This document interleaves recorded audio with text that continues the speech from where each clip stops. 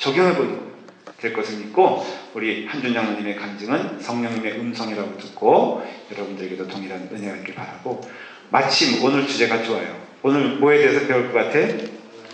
그렇죠. 저는 저런 학생이 너무 좋아. 이게 뭐 물어보면은 뭘 배워야 될지 미리 아니까 절반은 배운 거야. 그렇죠? 자, 8대9이 한번 이것을 영상으로 보시는 분들이 있어요. 그래서 저한테 그러시더라고요. 목사님, 저도 영상을 통해서 8대9를 외웠습니다. 집에서. 너무너무 좋아요. 자, 시작.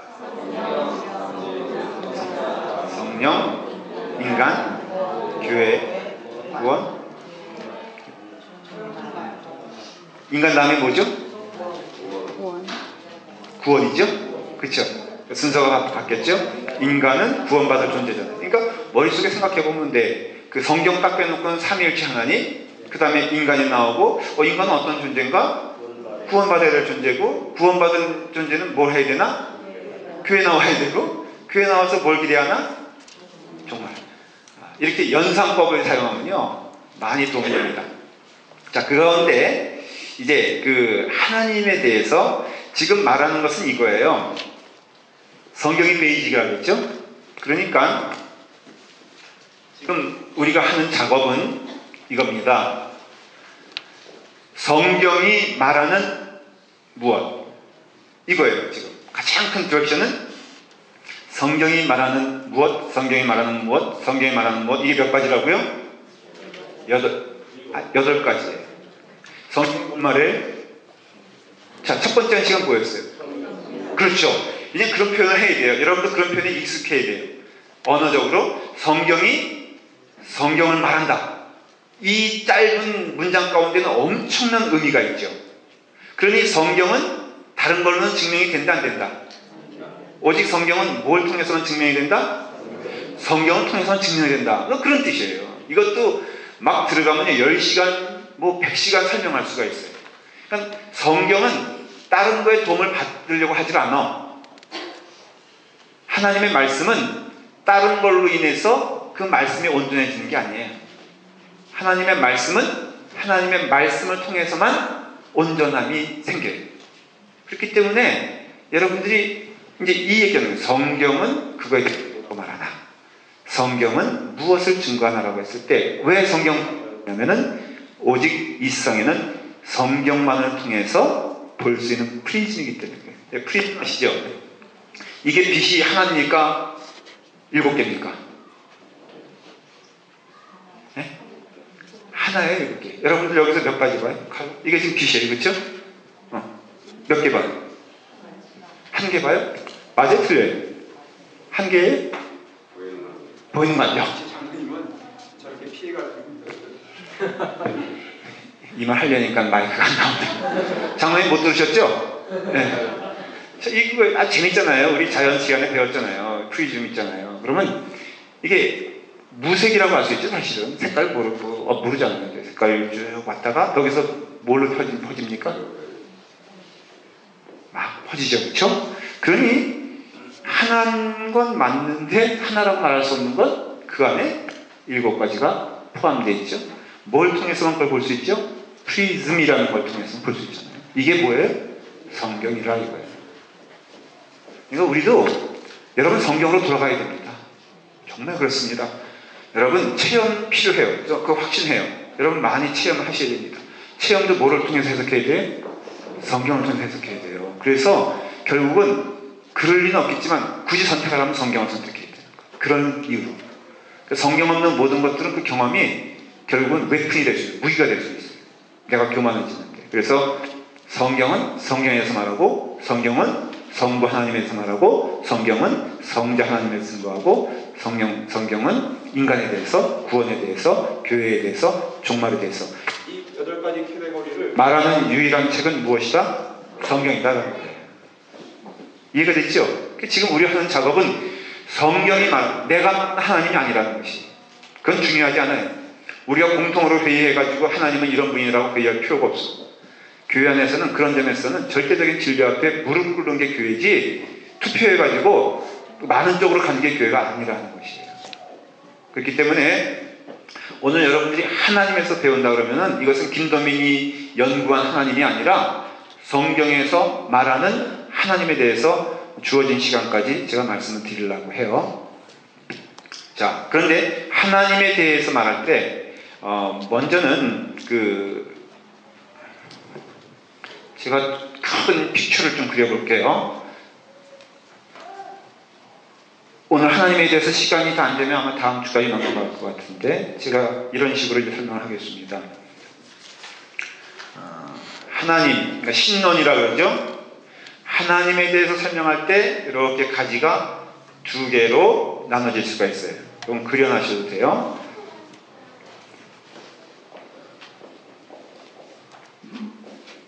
존재와 사역으로 구별할 필요가 있어요. 하나님의 존재, 이건 테오스의 약사니까 제가 이렇게 쓰면 하나님이라는 뜻으로 하시기 바랍니다. 하나님의 존재성에 대해서 성경은 증거하고 있다, 이렇게 말하면 돼요. 그 다음에 또 하나 성경이 증거하는 것은 뭐라고요? 하나님의 사역. 그러니까 쉽죠? 하나님이란 분은 어떤 분인가? being, 이런 표현 쓰잖아요. being에 대한 얘기고 존재에 대한 얘기고 doing, 대체 뭘 하셨나? 하나님은. 그러니까 성경 이야기는 하나님에서 말할 때 두 가지로 나눠진다. 뭐라고요? 하나님 존재에 대해서 말하고 있고 하나님이 하신 일을 말하고 있어요. 우리가 성경 공부를 한다, 쉽게 말하면 성경 공부한다, 그럴 때 그것이 하나님에 대한 부분은 두 가지로 나눠지는 거예요. 하나님의 존재에 대한 공부를 해야 되고 하나님이 하신 일을 해야 돼요. 그리고 이것을 왜 해야 되냐, 누군가 물어본다면 저한테 분명히 말할 수 있어요. 여러분들과 깊은 연관이 있기 때문에 그래요. 하나님의 존재의 이유는 그런 의미에서는 인간의 입장에서 보면은 인간이 누구인가를 알려면은 하나님이 누구인가를 알아야 돼요. 그렇잖아요? 여러분 여기 딸들 다 있어요. 여기 지은이가 이제 지은이 딸이에요. 그렇죠? 제 딸이에요? 하나님 딸, 아, 이건 성서적인 얘기 말고. 아, 이건 다 누군가 알지, 다.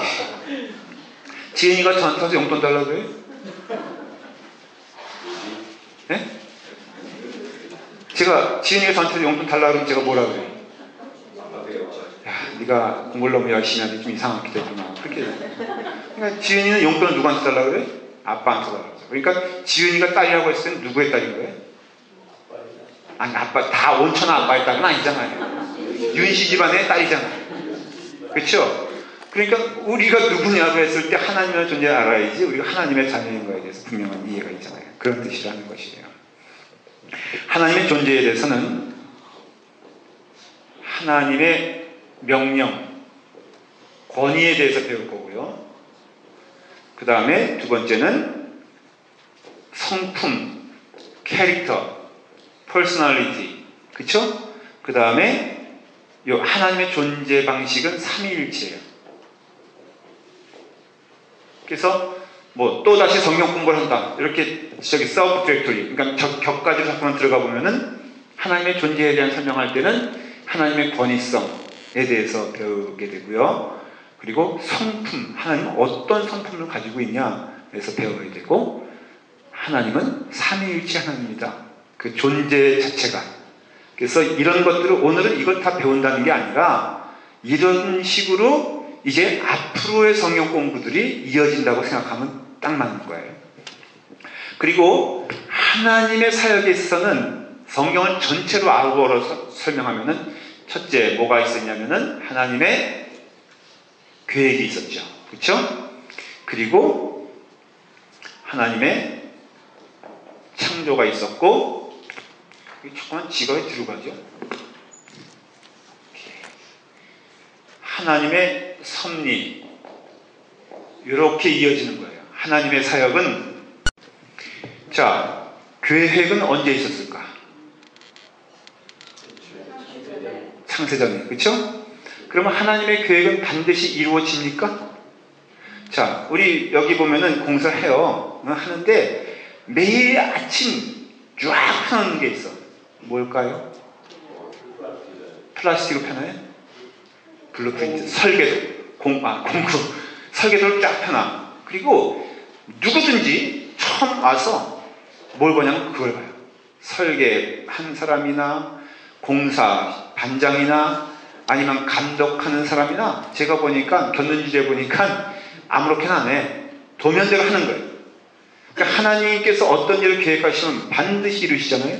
우리도 하나님께서 언제 설계하셨어?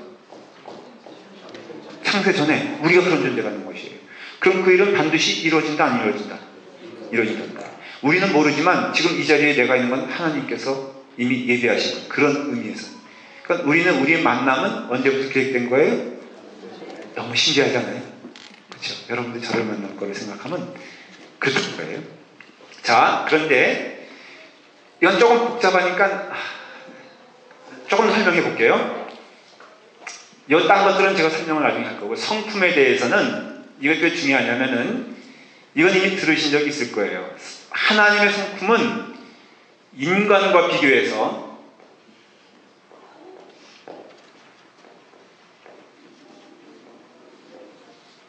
비공유적인 요소가 있고요. 하나님에게만 있고 인간에게는 없는 것이 있다는 것이에요. 그렇겠죠? 상식적으로. 그리고 공유적인 것은 뭘까? 인간과 비교해서 말하면 인간에게도 있어야 되는 하나님의 성품이 있을 거 아니에요. 우리는 하나님의 형상으로 지어졌잖아요. 그러니 하나님도 있고 하나님에게도 있고 우리에게도 있는 요소, 그것이 공유적인. 그러면 목사님 물어보세요. 저한테 이런 것들을 왜 배워야 되는 겁니까 대체? 그러면 답이 나오죠. 여기까지만 가면은 공유적인 요소를 왜 배워야 돼? 왜 배워야 돼? 자, 성경 공부하다 이런 거 배우는 거거든요.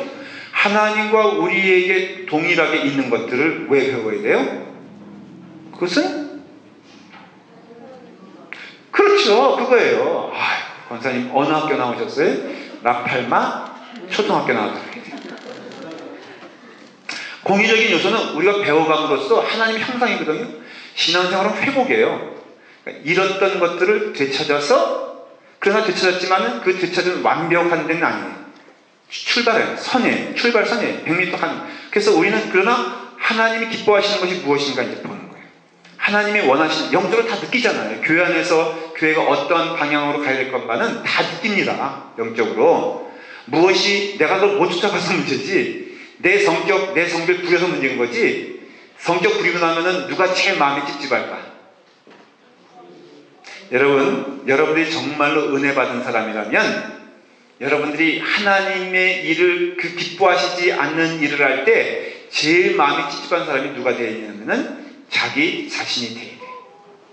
그래서 교회 안에서 막 성질 부리고 집에 갈 때 오늘 한바탕 했더니 너무너무 시원해. 그러면 이 사람은 어떤 사람이에요? 그렇죠. 그게 바로 성령 받지 않은 증거가 되는 거예요. 근데 똑같은 성질 부렸어. 막 난리치고 뭐 책상 엎고. 전에 했던 교회는 이렇게 말하면 또 어떤 교회는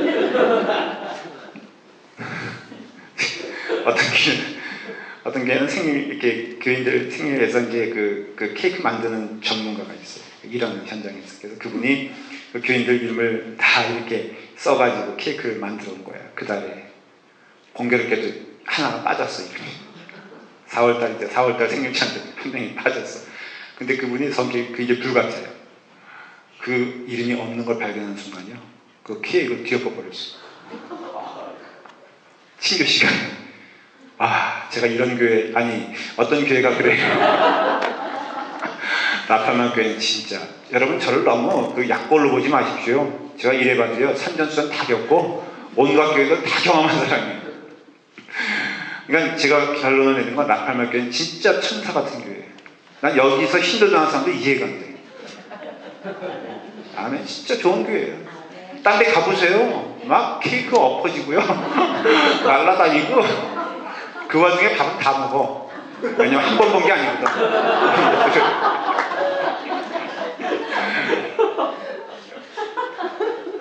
근데 성질 부리고 가면은 그분이요, 요즘은 안 부려.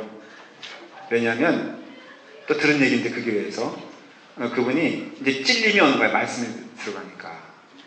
그래서 똑같은 현상이에요. 같은 행동을 하는데, 야, 내가 이 교회에서 한판 했으니 너무 시원하다. 이러면 성령 못 받은 사람이고, 같은 짓을 해. 똑같이. 사람들 눈에 보기엔 똑같아. 그 인간처럼 보여. 왜? 행동이 똑같으니까. 그런데 가니까 너무 마음이 찝찝하는 거예요. 누구에 대해서? 나 자신. 내가 이 정도뿐이 안 되나. 내가 왜 나에 대해서 제어하지 못하나. 왜 내가 여기서 부담을 주는 존재가 될까? 그것은 어떤 증거예요? 성령 받은 증거예요. 왜냐? 인간은 스스로 절대로 자기를 볼 수 있는 존재가 아니기 때문에 무엇인가 나를 제3자의 눈으로 볼 수 있다는 것은 그거는 성령 외에는 그것을 볼 수 없게 만들기 때문에 그래요. 그렇죠?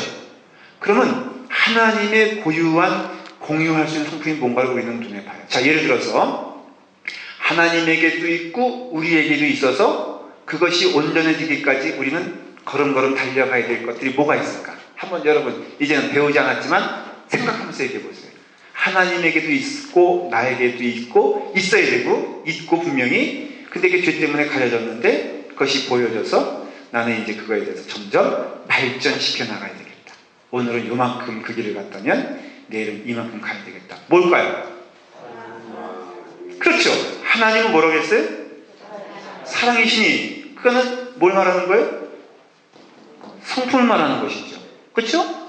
그 가운데 이 부분에 해야 돼요. 왜? 우리에게도 뭐가 있어요? 사랑이 있어요. 그렇죠? 그래서 내 인격의 실력으로 하는 거 말고 내 능력은 없지만은 사랑이 표현될 때 내 마음이 기쁘잖아요. 그럼 왜 그럴까요? 하나님의 성품에 한 걸음 한 걸음 다가가기 때문에 그래요. 그럼 이거는 발전시켜야 돼. 내 모습이 이게 아니었는데 나는 뒤없는 스타일인데 이건 내 체질이 아니야. 이렇게 가야 돼? 어떻게 가야 돼? 가야 돼. 그렇죠? 그러면 또 우리는 사탄과 공유적인 성품이 있겠죠. 뭘까? 또 있잖아요. 사탄은 속이는 자. 성경에서 아주 직설적으로 말하는 게 사탄은 거짓말하는 자. 그러니까 하나님이 거짓말하는 자라고 우길 수는 없잖아요. 그러니까 우리도 교회 안에 있으면서도 거짓말하는 거 하나님의 성품이에요? 사탄의 성품이에요? 그게 있을 수 있다 없다? 아니 교회 안에서 사탄의 성품이 나올 수 있다 없다? 애들 보세요. 꼭 꺾잖아요. 내가 봤는데도 너가 이거 누가 꺾었어 그러면 인순이가 꺾었어요. 지은이가 꺾었어요. 이렇게 말하잖아요. 너무 무서워요. 애들이요. 저는 애들이 어려움도 무섭다는 거 가끔 경험해요. 근데 보십시오. 그런 사탄적인 성품이 우리 안에 있으면서 하나님의 성품이라고 우길 수도 없고 그것은 죽여야 될 것이지 살려야 될 것은 아니잖아요. 그러니까 은혜를 받으면은 이것을 왜 배워야, 목사님 이것을 왜 배워야 되냐는 것에 답을 하면은 공유적인 성품은 우리가 그렇죠. 한 걸음 한 걸음 나아가는 거. 근데 어떤 사람은 비공유적인 성격을 감히 받았다고 주장하는 사람도 있어. 나는 누구다? 나는 예수입니다. 계룡산에 가면요. 제2만 예수님이 75명이 있답니다. 정확한 통계. 75명. 요즘은 77명 됐을까?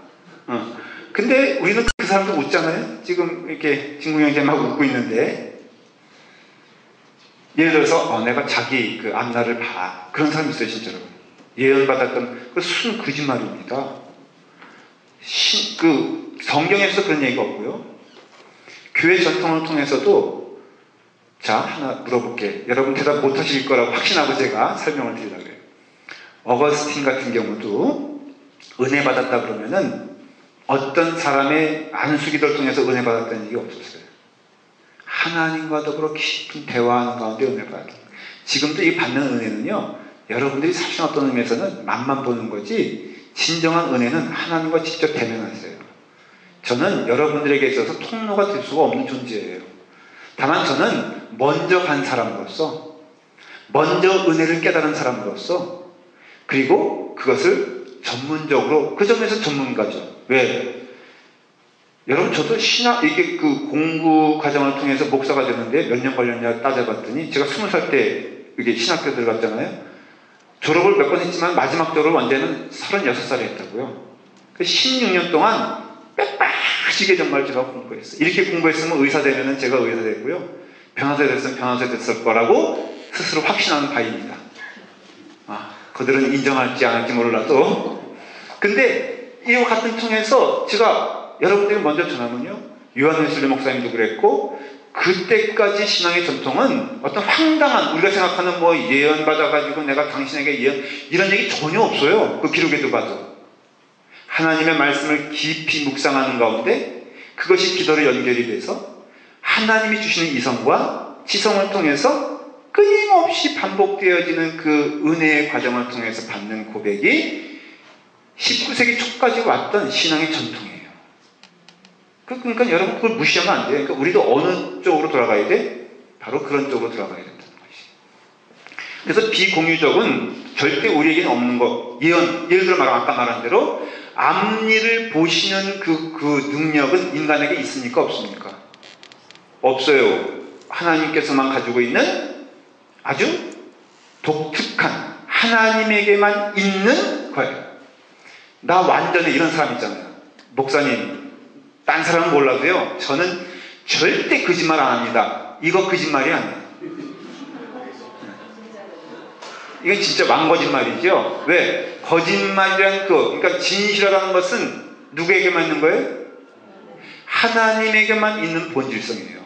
그러니까 인간은 그 점에서 하나님과 같은 진실함, 처음과 끝이 같으시고 처음과 끝이 동일하신 그 존재는 하나님 외에는 있다 없다?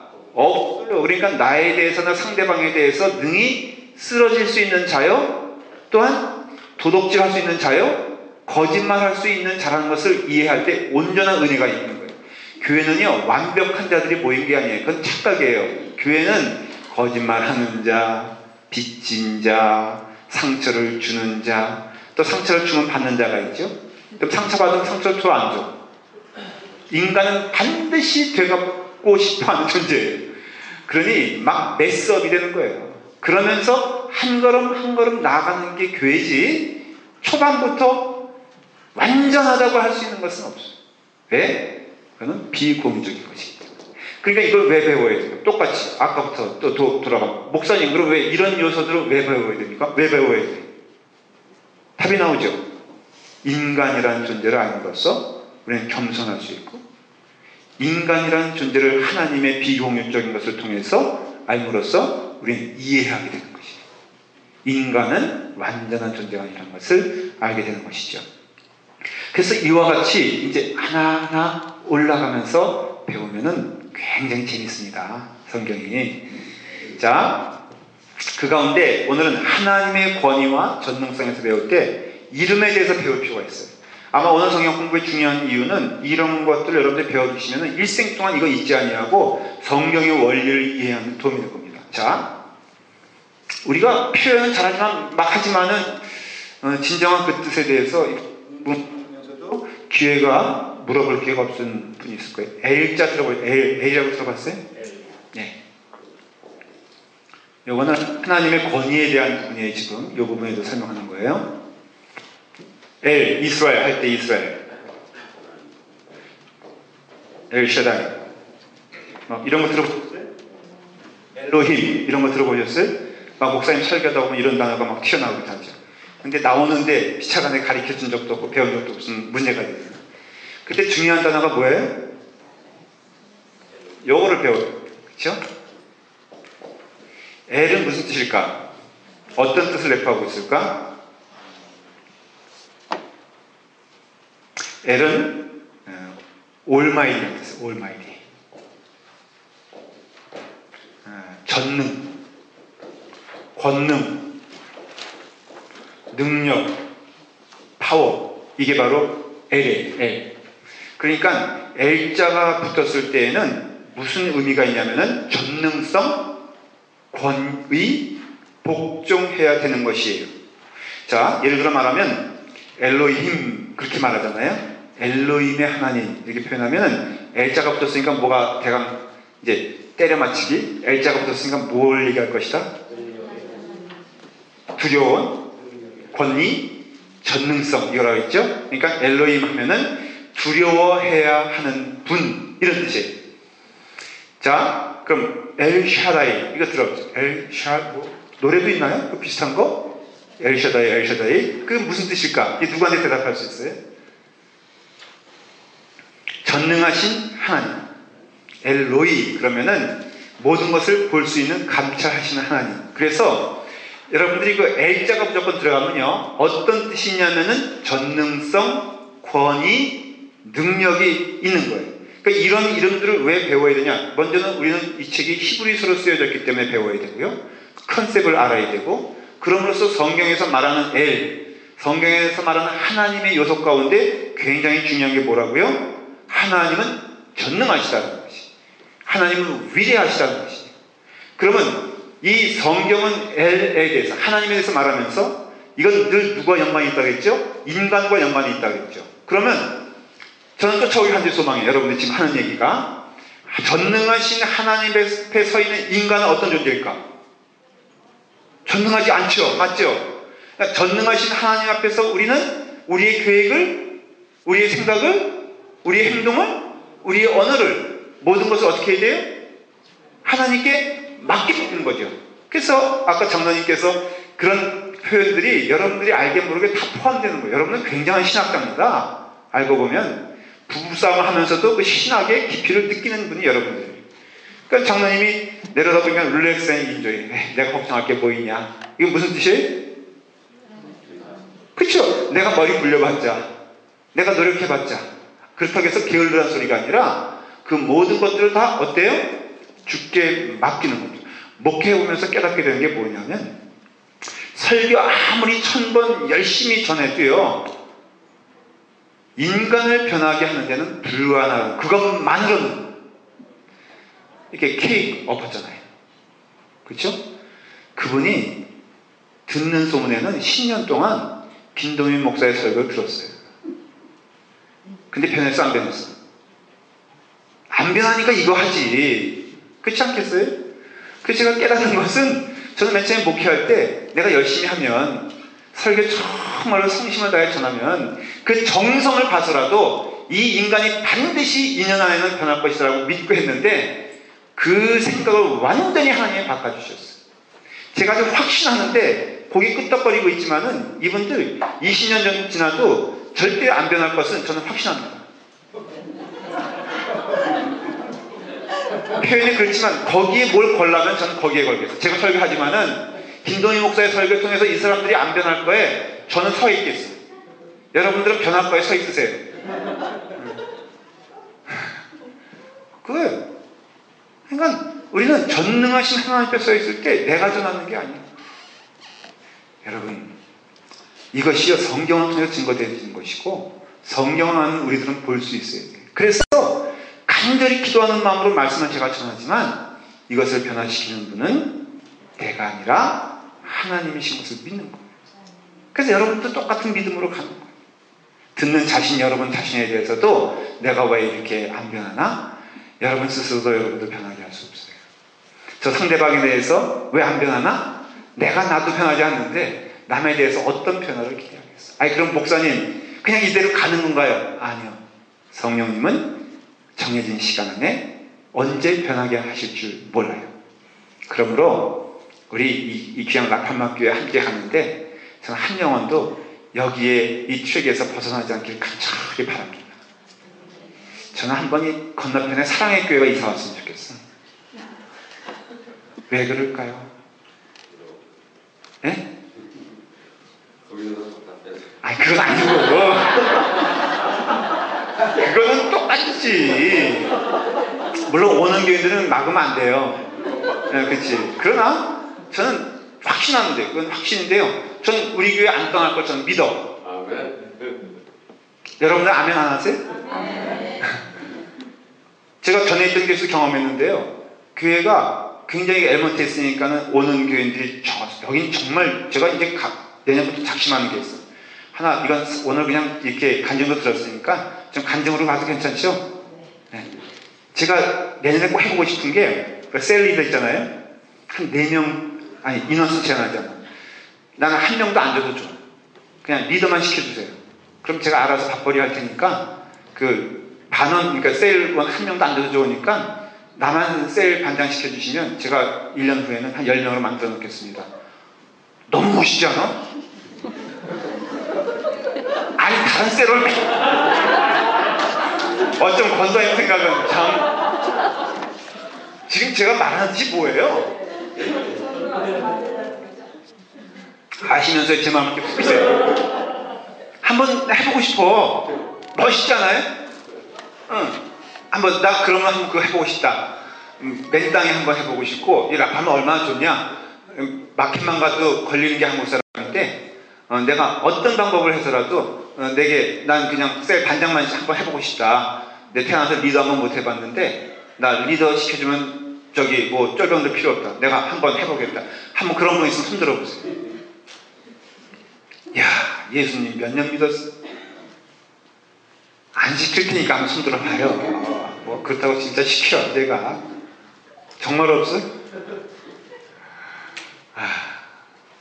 제가 반드시 해보고 싶어. 왜냐? 우리가 진리를 소유하고 있으면요, 그 마음 가운데 담대함이 있고 평화가 있고 은혜가 있는 거예요. 그러니까 여러분들이 그 이스라엘, 엘샤다임 하나님을 만나게 되면은 그 전능하신 그 하나님 앞에서 우리는 무릎을 꿇을 수밖에 없는 존재예요. 그리고 그것은 포기가 아니라 오히려 하나님께 더 나아감으로써 명령권자이자 지배자인 그분에게 나갈 때 우리는 철저히 순종할 수 있는 은혜를, 또 그런 의미에서 주님을 온전히 신뢰할 수 있는 그 은혜를 우리는 체험하게 된다는 것이.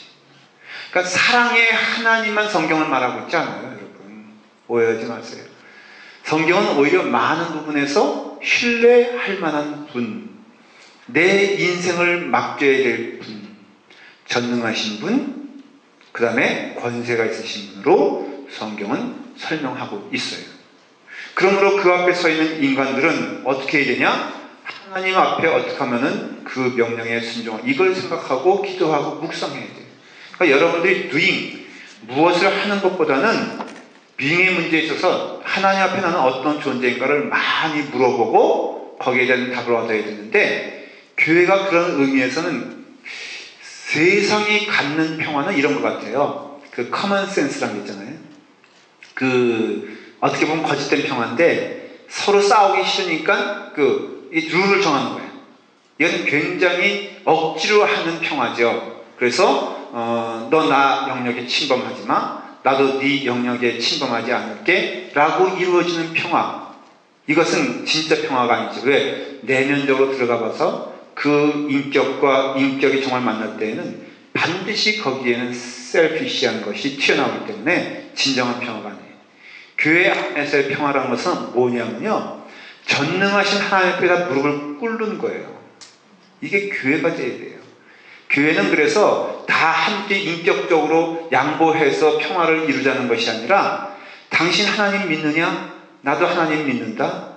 당신 하나님 앞에 순종하느냐? 나 하나님 앞에 순종. 영화에 보면은 절대 군주 앞에서는요, 그 둘이 툭툭툭 싸우다가도 어때요?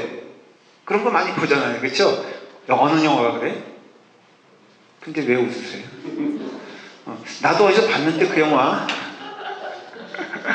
있어, 그런 영화. 막 둘이 장수끼리 싸우는 거야. 막 그냥 칼 막 하면서. 근데 거기 황제가 딱 나타나면은 둘이 어때요? 싸우던 거. 멈추죠. 교회 안에 싸움이 있을 수, 제가 몇 번 얘기하잖아요. 이 원리를 터득해야 여러분들이 참된 평화가 뭔지 알 수가 있어. 교인들끼리 싸울 수 있다, 없다? 은혜로운 교회는 싸우는 교회? 애들은 싸우면서 커요? 아니면 양보해 가면서 커요? 그러니까 싸워요. 괜찮아요. 다 싸워요. 그러나 목사가 딱 앞에 서면 어떻게 해야 돼? 그 막된 교회가 뭐냐면요, 목사가 왔는데도 막 싸우는 거예요. 사람 인격이 있지. 아무리 그래도 그렇지, 둘이 싸우다가 부부가 막 싸워. 근데 신방 가면은 어떻게 보면 신방 5분 전에 싸우는 거예요. 그러면은 5분 전에 싸울 수 있다, 없다? 전 능히 있다고 봐. 왜냐면 제가 신방 갈 때 많이 싸웠으니까. 그러면 막 그냥 접시가 날아다니고 그런 때도 있었어요. 그러면 목사가 가면은 목사님 오셨어요. 막 급하게 치우는 거 이거 아름다운 덕 아니에요? 그 마찬가지죠. 교회인들 간에도 오케이 그럴 수 있어요. 인간이니까. 또 교회가 온전하지 않으니까 마음이 상할 수 있어요. 그러나 하나님 앞에 무릎 꿇게 되었을 때는 그 마음이 하나님께 나오게 되면은 그 마음이 하나가 된다. 이게 성경에서 말하는 평화의 의미예요. 그러니까 우리는 하나님 앞에 머리 숙이고 하나님 앞에 순종하는 자가 되어야 돼. 그래야 동일한 은혜를 누릴 수가 있어. 장로님이 아까 간증하신 것 가운데 이 LTD는 뭐 신앙의 초보자, 아직도 구원을 받지 못한 사람만 올라오는 것처럼 생각됐는데 가보니까 다 똑같은 존재인 거예요. 다 똑같이 주님 앞에 무릎 꿇을 때 다 은혜를 받는 거죠. 그래서 우리가 성경을 볼 때, 성경을 배울 때 우리는 어떤 하나님을 만나게 되냐면은 아까 말한 대로 권위의 하나님을 만나야 되고 용어적인 의미에서 그것은 엘이다 하는 것이에요. 엘은 무슨 뜻이라고요? 권위자, 전능자. 그 다음에 또 여러분들이 많이 들은 단어가 여호와라는 걸 들어봤어요. 그렇죠? 여호와는 무슨 뜻일까요? 이거 그건 아주 신학적으로 중요한 얘기예요. 근데 여호와는 야훼라고 들어보셨죠? 스펠링이 이 야훼. 근데 여기서 이 모음 있잖아요. A, E 이것은 나중에 갖다 붙인 거예요. 발음을 하기 위해서. 다시 말하면은 원래는 이렇게 YH 이거 빼면은 WH 성경은 이렇게 기록되어 있어요. 원래. 그래서 이 발음이 어떠한 발음인가 하다가 누구도 모르는 거예요. 왜? 자음만 있으니까. 그렇죠? 이것을 발음하기 위해서 나중에 언어학자들이 히브리 학자들이 야훼라고 불러야 되겠다. 이 스펠링이 들어간 가장 근접한 발음을 하기 위해서 여기 중간에 뭐가 들어갔어요? A 그 다음에 E가 들어가서 야훼가 됐다는 것이에요. 그래서 정확히 말하면 이것은 신비의 언어예요. 그러니까 이 뜻이 무엇인가는 누구도 몰라. 야훼라는 이름 자체가 발음이 맞는지도 모르고 그것이 하나님의 이름인지도 사실은 정직하게 말하면 몰라요. 다만 이 단어 다음에 붙는 수식어를 통해서 무엇을 알게 되냐면은 그 하나님의 성품을 알게 됩니다. 그래서 그냥 여호와는 여호와로만 쓰이지 않고 예를 들어서 이런 단어 많이 써요. 여호와 이레. 이건 뭘까? 공급하시는 하나님. 그러니까 여호와 이레라고 했을 때 그 여호와라는 뜻은 몰라요. 근데 이레라는 것은 뭐야? 준비한다 그런 뜻이거든요. 그러니까 여호와 이레 또 여호와 니시 들어봤어요? 니시는 뭐예요? 그러니까 승리하시는 하나님 그런 뜻이고 여호와 삼마 하면은 어떤 뭐 마가 아니라 거기 계신 그 자리에 계신 그런 하나님이라 그런 뜻이에요. 그러니까 이런 식으로 여호와라는 말을 쓸 때에는 반드시 거기에 뭐가 붙는다? 수식어가 붙어요. 그래서 이건 논쟁이 많아서 천주교에서는 여호와라는 단어를 쓰질 않아요. 왜냐? 이것은 해석하기가 굉장히 난해하기 때문에 이것은 그렇게 부르지 않고 하나님을 뭐라 불러? 엘로힘이라든가 하는 그 신앙적으로 그 뿌리를 알 수 있는 그것을 사용을 한다는 것이. 그러니까 이런 것을 들어두면은 깨닫게 되는 것은 이것도 마찬가지예요. 우리 여호와 이레 공급하시는 하나님. 그걸 통해서 우리 뭘 할 수 있어요? 우리의 모든 것을 책임져 주시는 하나님. 이와 같이 그 이름을 통해서 하나님은 우리에게 다가오시고 그래서 이름의 해석을 통해서 우리는 하나님의 권위를 알 수 있어요. 그래서 성경에 나오는 결론적으로 이렇습니다. 성경에 나오는 삼마라든가 여호와 이레, 여호와 니시, 그 다음에 엘로힘, 엘샤다이 이런 것들은 뭐를 한결같이 가르치고 있냐면은 인간에게는 없는 하나님의 권위와 하나님의 충만성과 하나님의 넉넉함이 있는 거예요. 그래서 오히려 성경에서 표현하고 싶은 하나님의 그것이 뭐냐 하면은 걱정, don't worry. 왜? 우리는 할 수 없지만 누구는 할 수 있다? 하나님은 할 수 있다라는 것을 지금 목록화 성경은 얘기하고 있는 거예요. 그래서 우리는 이 엘샤다임의 하나님, 이스라엘의 하나님, 그 다음에 여호와 니시의 하나님, 여호와 이레의 하나님을 배울 때는 반드시 우리 가운데 깨닫게 되는 것은 뭐냐면은 나는 피조물이고 하나님은 창조주시다. 그래서 구약성경에 많이 강조되는 그 내용들은 표현되어지는 게 뭐냐면은 하나님의 전능성, 하나님의 위대성, 거기에 따라서 상대적으로 우리는 어떤 자들이다? 우리는 부족한 자, 순종해야 될 자, 기도해야 될 자, 무릎 꿇을 자, 회개할 자, 하나님께 우리는 눈물로 나가야 될 자라는 것이에요. 그래서 교회 안에는 근본적으로 이 신앙관이 성립이 되면은 교만한 사람이 있을 수가 없어. 원리적으로도.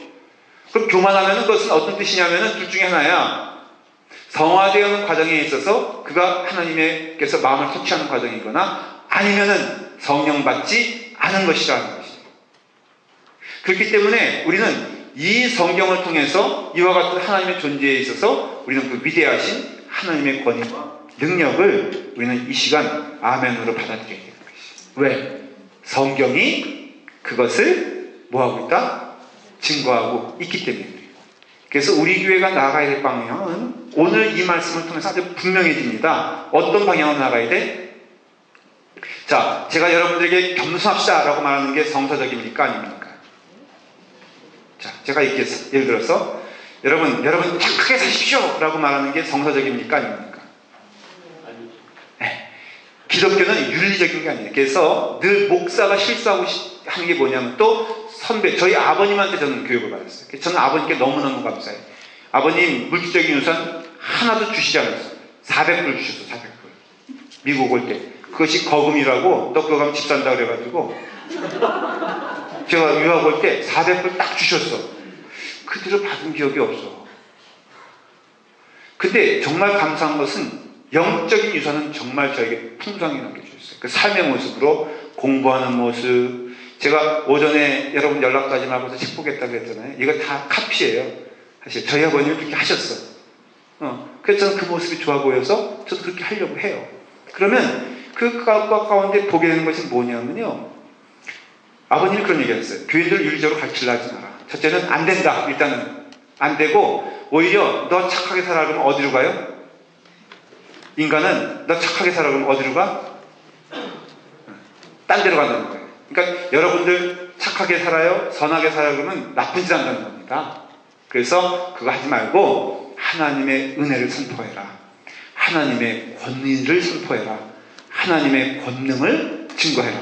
반드시 인간은 하나님의 권세 앞에서는 무릎을 꿇을 자가 될 수밖에 없기 때문에 정말 진정으로 교인들이 순종하길 원한다면은 하나님의 권위와 하나님의 능력과 하나님의 권세를 가리키라. 그럼 반드시 그 사람이 성령받은 사람이라면 하나님의 권위 앞엔 무릎 꿇지 않을 자가 없다는 것이에요. 그럼 라팔마 교회가 뭐 소위 말해서 우리가 원하는 방향이 있잖아요. 아름답고 은혜롭고 찬송이 넘치고 사랑이 넘치려면은 그거 백날 얘기해봤자 소용없다는 거예요. 권세 있는 하나님 앞에 무릎 꿇는 자로 만들어야 되는 것이고, 여러분들도 상대방 뭐 셀리더면 셀원 가르치려고 그러지 말고요. 또 성도가 성도를 가르치려고 하지 마시죠. 절대로 안 됩니다. 먼저 무릎 꿇고 그 사람도 하나님 앞에서 무릎 꿇고 기도하게 되었을 때 놀라운 역사가 있게 될 것을 믿습니다. 이것이 우리에게 필요한 가야 될 길이라고 저는 생각을 해요. 기도하겠습니다. 아버지 하나님, 권위 있는 하나님 앞에, 권세 있는 하나님 앞에, 능력 있는 하나님 앞에 무릎 꿇는 신자가 되게 하여 주시옵소서. 오늘 이 시간 하나님의 이름에 대해서, 하나님의 권위에 대해서, 하나님의 능력에 대해서 배웠습니다. 그 앞에 무릎 꿇는 자 되게 하시고, 그 앞에 순종하는 자 되게 하시고, 그 앞에서 겸손히 회개하는 자가 되게 하여 주시옵소서. 이제 말씀을 마치고 기도하는 시간에 주님 만나게 하여 주시옵소서. 귀한 은혜 허락하여 주시옵소서. 예수님의 이름으로 기도드리옵나이다. 아멘.